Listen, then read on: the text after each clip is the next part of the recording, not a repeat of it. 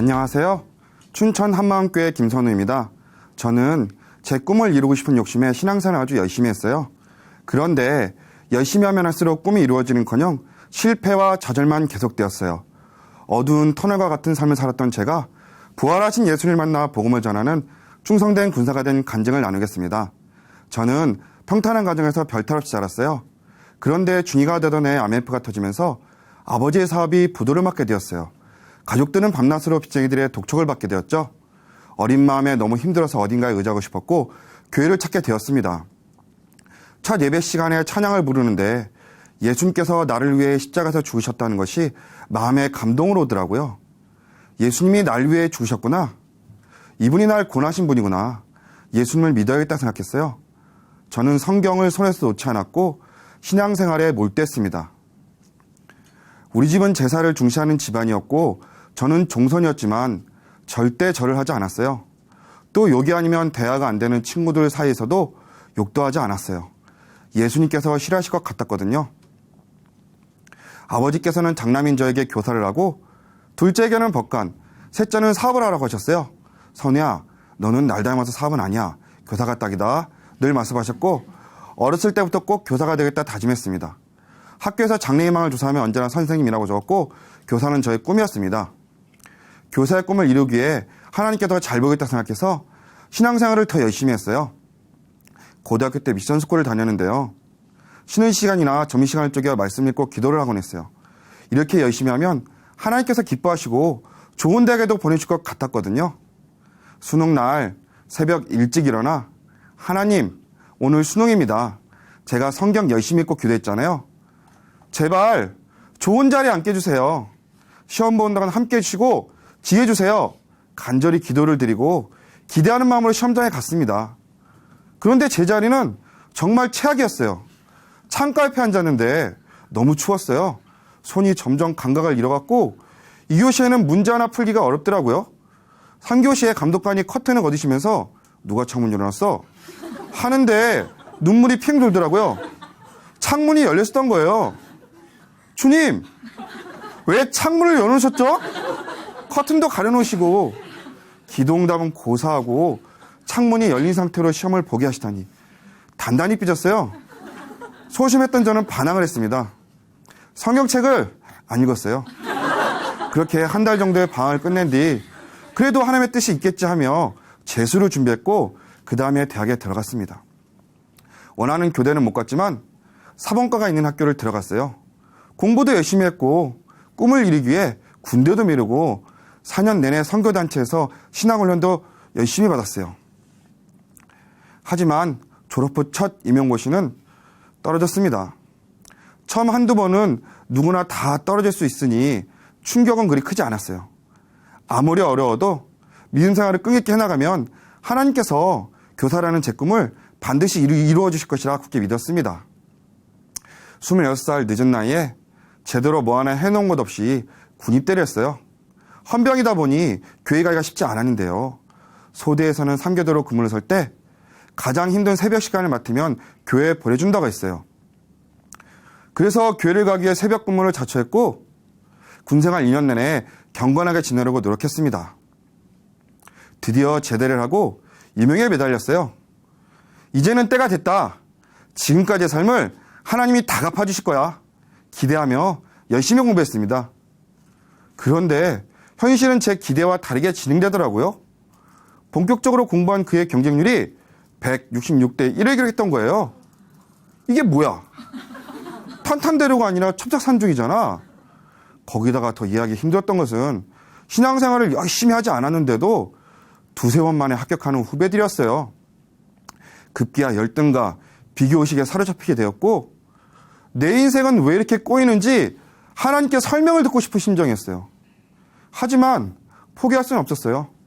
계속 임용에 매달렸습니다. 그러나 또 떨어지면 어떡하지? 하는 염려와 스트레스로 간 수치가 올라가면서 시험을 또 망쳤어요. 엎친 데 덮친 격으로 그 다음엔 집안 형평상 공부는 할 수가 없어서 고시 식당에서 설거지 알바를 해야 했어요. 200~300개가 되는 식기들을 닦는데 내 신세가 너무 처량해서 땀과 눈물이 범벅이 되어 소리 없이 펑펑 울기도 했어요. 총 6번의 시험에 떨어지자 이젠 정말 마지막이라고 생각하고 여리고성 기대에 들어갔어요. 한 달 동안 매일 운동장 7바퀴씩 도는 기도를 했고 이런 노력과 정성이 가상에서라도 붙여주시지 않을까 기대했습니다. 어느 누구도 여리고성 기도를 해서 떨어졌다는 얘기를 들어본 적이 없었거든요. 그런데 또 떨어졌습니다. 하나님은 정말 저에게 관심이 없는 분 같았고 지금까지 해왔던 신앙생활이 다 후회되었어요. 시험은 하나님께서 책임져 주실 거라고 생각해서 그동안 신앙훈련에 많은 시간을 쏟았는데 그냥 공부나 할 걸. 시간만 낭비한 것 같더라고요. 내 인생은 여기서 끝이구나. 이렇게 공부만 하다가 나이 40 훌쩍 넘기고 인생의 낙오자가 될 거야. 나의 미래는 없어. 이런 생각이 저를 사로잡아 버렸어요. 인생 끝난 것 같았고 장래에 대한 두려움으로 매일 우울하고 힘들었어요. 공부가 안 되는 날이 반복될 때에는 폭풍과 몰아치듯 요동하는 마음에 오고 가는 버스 안에서 통곡을 했습니다. 그저 습관처럼 임용시험을 준비하는 것밖에는 할 수 있는 것이 없었어요. 어느 날 공부가 너무 안 되어서 답답한 마음에 유튜브를 뒤지다가 우연히 춘천 한마음교회 성도들의 간증을 보게 되었어요. 한 편, 두 편 보기 시작했는데 사람들이 변화되는 모습이 놀라워 간증 70여 편과 김선호 목사님 칼럼까지 다 찾아보게 되었어요. 변화된 사람들의 공통적인 고백, 부활의 표적 밖에는 이라는 말씀이 제 귀에 들어왔어요. 한 줄기 희망이 보였습니다. 부활이면 내 문제도 해결받을 수 있겠구나. 이 교회를 반드시 찾아가야겠다 결심했습니다. 그리고는 당장 한마음교회 예배에 참석을 했어요. 예배 후 전사님께서 예수님은 하나님을 어떻게 믿나요? 물으셨어요. 성경 말씀이요. 그리고 저는 그냥 믿어졌는데요. 하고 자랑스럽게 말했어요. 칭찬받을 줄 알았는데 그냥 믿는 게 있어? 고민도 안 해보고. 생각해봐. 마가의 다락방에서 문도 다 닫혔는데 죽은 예수가 3일 만에 제자들 앞에 갑자기 탁 나타났을 때 제자들 반응이 어떻겠어? 기절초풍할 일 아니야? 형제는 성경을 보면서 제자들과 같은 반응이 나왔어?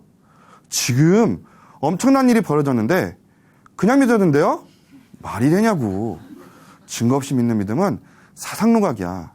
하나님의 방법대로 믿는 거야 라고 말씀하셨어요. 그러고 보니 15년 동안 매년 성경 일독을 하면서도 부활은 저에게 한 번도 놀라운 사건이 아니었어요. 증거로 믿는다는 것은 더욱 특이했어요. 약속의 말씀들로 믿는다고 하면 이해하겠는데 증거로 믿는다고 하고 그 증거는 부활이라고 하니 이걸 받아들여야 돼 말아야 돼 혼란스러웠어요. 왜 부활이 증거인지 알고 싶어졌어요. 그래서 하나님 앞에 알게 해달라고 기도했습니다. 어느 날 고린도전서 15장을 묵상하던 중에 500의 형제에게 일시해 보이셨고 그 중에 태반이나 살아있고 하는 대목에서 시선이 고정됐어요. 태반이나 살아있고? 부활을 본 자들이 아직 죽지 않고 태반이나 살아있다는 거잖아. 예수님이 정말 살아나셨구나. 그들이 정말 보았구나. 뭔가 뚫리는 것 같았어요. 그리고 한 자매의 오직주만이 간증 영상을 통해서 저의 궁금증이 완전히 풀렸습니다. 이슬람은 알라가 하나님이라고 하고 카톨릭도 하나님을 믿는다고 하고 또 기독교는 예수님을 하나님이라고 하는데 각자가 말하는 하나님이 다 다른데 누가 진짜 신이고 누가 진짜 하나님이냐 이것에 대해 해답을 찾는 간증이었어요. 자매는 성경대로 죽으시고 성경대로 다시 살아나신 분이 창조주 하나님이라고 했어요. 성경대로 죽으시고 성경대로 부활하신 분? 예수님밖에 없잖아. 예수님의 부활이 예수님을 하나님으로 믿을 수 있는 증거고 유일한 표적이구나. 요나의 표적 밖에는 없다는 말씀, 하나님의 방법대로 믿는다는 말씀이 바로 이것이었습니다. 성경의 예언대로 죽으시고 부활하신 예수님이 하나님이라는 사실에 놀랐습니다. 예수님을 그렇게 무던하게 반응하며 가볍게 부를 수 있는 그런 분이 아니었습니다. 예수님을 나타내는 모든 말씀이 달리 보기 시작했어요.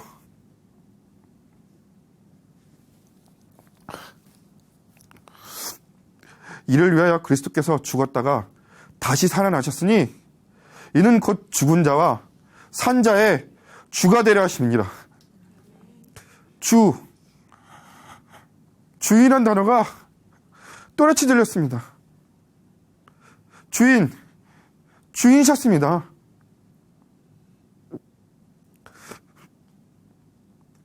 부활하셔서 지금도 살아계신 하나님,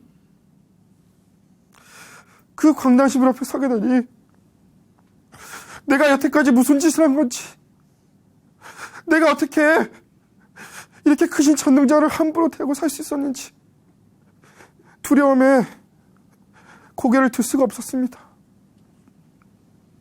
전능하신 하나님을 내 꿈, 내 욕심을 위한 도구로 여기더니 있을 수 없는 짓을 한 거였어요.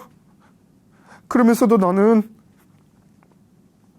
신앙생활 열심히 하고 있다고, 열심히 하는데 왜 나한테는 관심도 없냐고, 왜 이렇게 고생시키냐고 머리를 꼿꼿이 들고 항변했던 거였어요. 제가 주인이 되어 내 뜻과 내 꿈을 위해 예수님을 이용하고 있었습니다.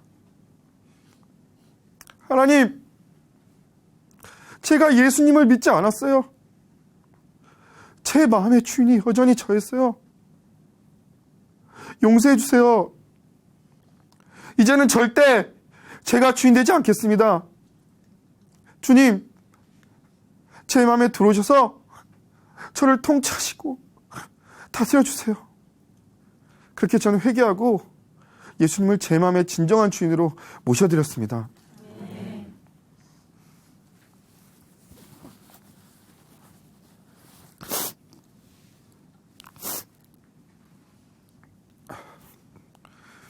예수님이 저의 주인 되시니 모든 영혼을 살리고 싶어 하시는 예수님의 마음이 보였어요. 저는 요즘 기간제 교사를 일하며 학생부를 맡고 있는데요. 왕때 아픔을 약물로 극복해보려나이, 부모의 애정결핍을 선생님들의 사랑으로 채우려나이, 가족과의 갈등으로 우를 겪으며 자살을 생각한 아이 등 생각보다 너무나 많은 아이들이 방을 하고 있더라고요. 대화를 해보니 아이들이 아픔과 상처가 보였고 왜 그렇게 반항하며 방황하는지 알 수 있었어요. 선생님, 저 너무 힘들어요 하는 말이 저에게는 예수님, 저 좀 살려주세요 하는 소리로 들렸습니다. 마음이 울컥했어요. 제 마음도 이렇게 아픈데 아이들을 바라보고 계실 예수님의 마음이 어떠하실지, 그들과 깨지고 상한 마음을 오직 예수님만이 고칠 수 있다는 것을 알기에 복음을 전하며 날마다 기도하고 있습니다. 하루는 앞자리에 계신 곽 선생님께 복음을 전했어요. 선생님, 사람이 완전히 죽었다가 다시 살아날 수 있다고 보세요? 없지. 그렇죠. 그런데 죽었다가 다시 살아나신 분이 계세요. 그분이 바로 예수님이에요. 예수님의 죽음과 부활은 구약의 예언대로 이루어진 사실이라고. 그래서 그분이 하나님이라고 말씀드렸어요. 선생님께서는 그러니까 선생님 말은 예수님이 부활하셨기 때문에 그분이 하나님이시라는 거지 하시더라고요. 저는 네, 맞습니다. 예수님이 실제로 부활하셨고 그분이 하나님이십니다 말씀드렸어요. 어느 날이었어요. 목사님께서 설교 중에 최고의 효도는 부모님이 예수님 믿고 천국 가는 것인 줄 믿습니까? 하셨어요. 그 후로 기도할 때마다 가족 권해에 대한 간절함이 부어졌어요. 주님이 애타게 찾으시는 영혼이라는 마음이 들어 하나님의 통로가 되기를 기도하며 복음을 전하고 있는데요. 우리 할머니는 늘 죽으면 끝이라고 입버릇처럼 말씀하시는 분이세요. 천국과 지옥이 있다고 말씀드리면 네가 봤냐 하시곤 했는데요. 그랬던 할머니가 최근에 치매에 걸리셨어요. 하루는 마음이 너무 안타까워 밥을 먹다가 할머니, 예수님께서 죽음을 이기시고 부활하셨어요. 예수님이 진짜 부활해서 살아계세요. 죽음이 끝이 아니에요. 했더니 야, 밥이나 먹어. 네가 말하면 이리로 들어가서 이리로 나와 하시는 거예요. 그래서 저는 아니에요 할머니, 이리로 들어가서 여기에 심길 거예요 했습니다. 우리 어머니께서는 아버지의 잦은 사업 실패로 힘든 상황이 많았는데도 불평불만하지 않고 평생을 가족을 위해 헌신하셨어요. 굳은 일도 마다하지 않고 고생하신 어머니가 꼭 천국 가기를 원하는 마음에 복음을 전했어요. 어머니, 예수님께서 부활하셔서 지금도 살아계세요. 어머니께서 확실히 알아보실 수 있도록 약속을 주셨고 그 약속대로 부활하셨어요. 예수님이 어머니를 지으신 창조주 하나님이세요. 어머니도 예수님 믿고 함께 천국 가요 말씀드렸어요. 주 예수를 믿으라. 그리하면 너와 내 집이 구원을 얻으리라. 사도행전 16장 말씀처럼 하나님께서 우리 가족 모두를 살리실 것을 믿습니다. 저는 요즘 공동체와 함께 예배드리는 시간이 가장 행복한데요. 어느 날 예배 중에 군대에서 훈련시켰던 군견 이야기를 간증하게 되었어요. 제가 훈련시켰던 군견은 한양이라는 세파티였는데요. 한양에게 제 목소리를 계속 들려주고 밥을 주었더니 주인으로 이식하더라고요. 1년 정도 훈련시키고 나니 테스트를 한번 해보고 싶었어요. 야간 근무 시간에 한양이와 같이 걷다가 앉아, 기다려 하고 100m를 걸어간 후에 뒤를 돌아봤는데요.